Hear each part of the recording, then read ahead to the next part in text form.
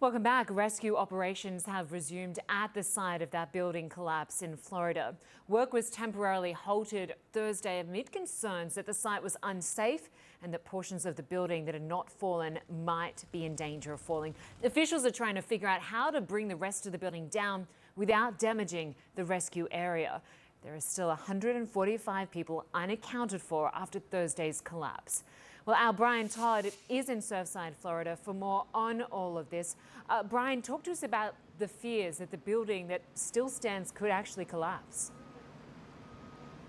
Lynda, I'm going to show you exactly what is kind of fueling those fears. We have basically really good access here, the building next door, to this area that collapsed here. And we have a view of the rubble of the collapsed building over here over my right shoulder. Our photojournalist Jose Armijo is going to kind of take you in a little bit closer here, and Jose can come out and kind of just zoom in to look at that. You can see where the building was sheared off in the collapse, and I can illustrate for you, Lynda, kind of what the concerns are. This is part of the reason why they did a pause in the rescue operation yesterday, because they said there were shifts in the rubble. Some columns, or at least one column, shifted several inches. And they said that column was a hanging column. Now, I just spoke to a structural engineer who's been hired to investigate this whole thing. He got up here on the balcony with me and he looked at this.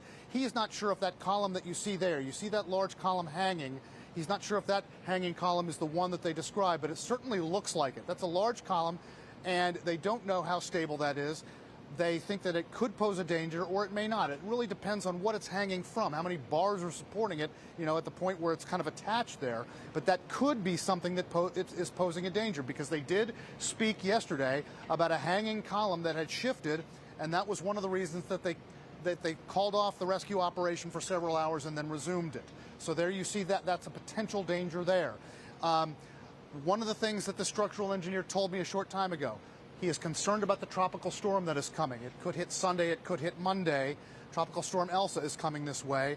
He says it all depends on the wind strength and what direction the wind is coming from, whether it's going to kind of come straight in and affect this building and maybe just toss some debris and some other things off that building and onto the rescuers. That's a key concern right now. It really could complicate this. It could even bring down that column that we just showed you, depending on the wind strength, depending on how strongly that column is kind of moored to the building at this point. So this tropical storm coming in the next couple of days, Lynda, is a big complication. Jose can maybe train you in here on the rescuers. We just talked about the rescuers with the structural engineer. He said, look, if you look at what they're doing down there, they're taking buckets, little by little, just buckets. They're just kind of digging and then tossing the buckets into a larger cart. Each of those buckets could have some clues, some evidence, but this is part of the process of trying to find people underneath this rubble. Look at how painstaking it is. They have several people working there.